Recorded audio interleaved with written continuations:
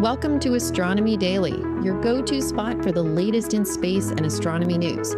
I'm Anna, here with my co-host and good friend, Avery. Hey, Avery, happy January 3rd. Hope everyone's recovering from the New Year festivities.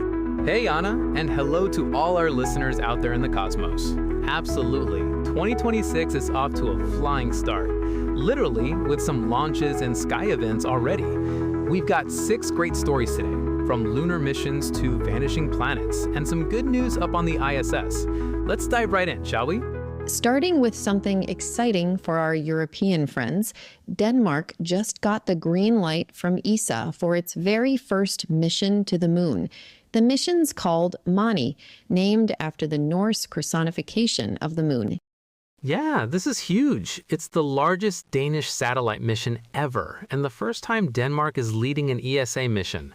The spacecraft is being built by Space Inventor, a company based in Aalborg, with a budget of about 130 million Danish kroners, or around 17 million euros.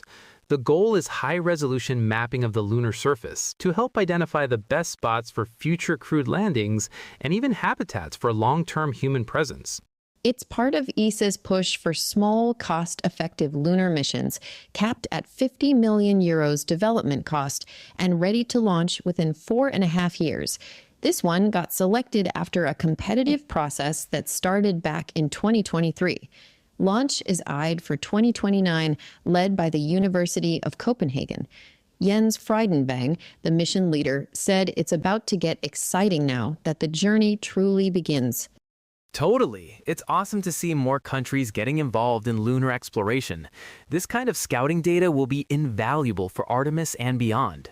Speaking of launches, SpaceX kicked off 2026 with a bang, literally their first mission of the year on January 2nd. They launched an Italian Earth-observing satellite called Cosmoskymet, second generation, from Vandenberg Space Force Base in California. Launch was at 9:09 p.m. Eastern Time on a Falcon 9, deploying the satellite into low Earth orbit just 4.5 minutes later. This bird uses synthetic aperture radar to image Earth day or night in any weather, from about 385 miles up. It's for everything from emergency prevention and risk management to defense, maritime surveillance, agriculture, you name it. It's operated by the Italian Space Agency and Ministry of Defense, and this is now the third in the second-generation constellation.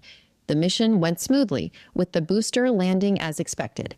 Coming off SpaceX's record 165 launches in 2025, it's a strong start to the year. Always impressive how reliable these Falcon 9s have become. Earth observation tech like this is crucial for monitoring our planet in real time. Shifting to exoplanets now, a bit of a mystery solved.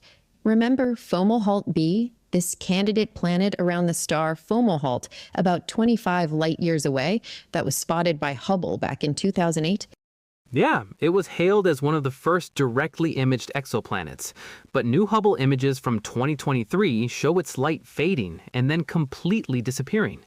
Turns out, it wasn't a planet at all. It was an expanding cloud of debris from a massive collision between 2 asteroid-sized bodies. Exactly. These collisions are rare, maybe once every 100,000 years or more, and the dust cloud was glowing and reflecting light, mimicking a planet.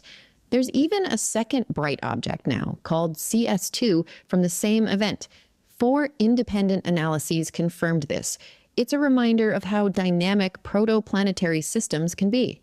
And a cautionary tale for exoplanet hunters. Debris clouds can fake planet signals in reflected light. JWST's NIR cam will take a closer look at CS2 for composition, temperature, maybe even signs of ice or water. This reshapes how we think about planetary formation around young stars. Next up, some deep insights into our own galaxy's history, thanks to the James Webb Space Telescope. A team of Canadian astronomers, led by Dr. Vivian Tan from York University, used JWST data to piece together the Milky Way's turbulent past.